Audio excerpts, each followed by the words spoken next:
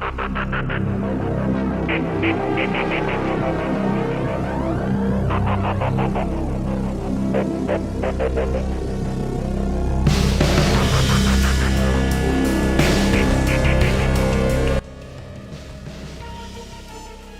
direct transfer of Abukuma-class destroyer escorts from the Japan Maritime Self-Defense Force, JMSDF, to the Philippine Navy, PN, in 2025 marked a new milestone in the defense relationship between the two countries. More than just a diplomatic gesture, this move reflected a deeper level of trust between Tokyo and Manila, while also underscoring the changing security dynamics in the Indo-Pacific region, particularly in the West Philippine Sea. Since the end of World War II, the Philippine Navy has relied heavily on grants and second-hand ship transfers from allies. The United States was the primary contributor, with the delivery of Fletcher-class destroyers, Cannon-class escorts, and Hamilton-class cutters. These vessels formed the backbone of Philippine naval power despite their relatively old age. Japan began taking a similar role in the 2010s, but on a more limited scale. Donations of patrol boats and cooperation in the construction of Philippine Coast Guard (PCG) vessels through Japanese loans became the dominant pattern. For example, in 2018, the Philippines received a Parola-class patrol boat built in Japan. While not a frontline combat vessel, this marked the beginning of Tokyo's contribution to strengthening Philippine maritime sovereignty. The Abukuma-class destroyer escorts were launched in the late 1980s and designed specifically for anti-submarine warfare, ASW, amidst Cold War tensions. Displacing over 2,000 tons, these ships are equipped with advanced sonar, Otio Malara 76mm main guns, torpedoes, and anti-ship missiles. Within the JMSDF structure, these ships serve as forward escorts for major task forces. For the Philippines, the commissioning of Abukuma-class destroyers represents a significant leap forward. Compared to the Jose Rizal-class frigates, currently the most modern ships in the PN fleet, the Abukuma-class ships offer broader capabilities in ASW operations, convoy escort, and patrols in disputed waters. The transfer of warships through a direct transfer mechanism has strategic significance. First, this process avoids conventional procurement schemes that require lengthy negotiations, complex financing, and years of construction lead times. The Philippines only bears the costs of rehabilitation, crew training, and logistics, which is significantly cheaper than purchasing new ships. Second, the direct transfer demonstrates a higher level of trust from Japan in the Philippines.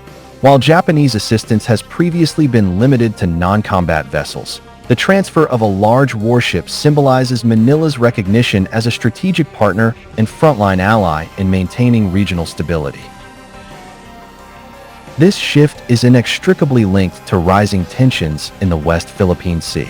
The increased presence of Chinese Coast Guard and maritime militia vessels, as well as disruptions to Philippine supply missions at Second Thomas Shoal, Anjan Shoal, has forced Manila to accelerate the strengthening of its maritime capabilities. Meanwhile, Japan itself is revising its security policy. Legislative changes in the 2020s have allowed the JMSDF to provide more flexibility to provide tangible support to strategic partners.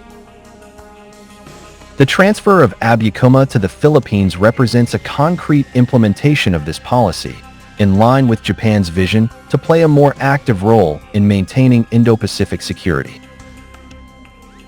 The Philippines' modernization program under Horizon 3 includes building a credible naval force through the acquisition of frigates, submarines, offshore patrol vessels, and missile systems. However, budgetary and development timeline constraints make short-term achievements difficult to achieve. In this context, Abukuma fills a crucial gap. Their presence provides direct combat capability, allowing the Philippines to operate ships with anti-submarine warfare capabilities and provides PN personnel with training in operating medium-sized destroyers. This also serves as a stepping stone in preparing the Philippine fleet for more modern assets in the future, such as the HDF, 6,000 frigates from South Korea, or the planned diesel-electric submarines. More than just material assets, the Abukuma-class ships serve as learning platforms. Their operations require the application of new tactics, from sonar coordination and ASW training to escorting multinational convoys. This fosters closer integration between the Philippine Navy, Air Force, and Army within a joint operational framework. Furthermore, the presence of the Abukuma enhances deterrence. While a single ship cannot match the Chinese fleet, its presence increases the risk of escalation for adversaries. This warship sends a political and strategic signal that the Philippines no longer stands alone, but is directly supported by Japan. The transfer of the Abukuma-class destroyer escort from Japan to the Philippines is a historic event that goes beyond the mere transfer of military assets. It represents a strategic trust, direct support for Philippine sovereignty, and part of a regional response to China's increasing pressure in the West Philippine Sea. For the Philippines, this ship is a bridge, not an end in itself. It should be used to accelerate the modernization process, train a new generation of sailors, and test joint defense doctrine.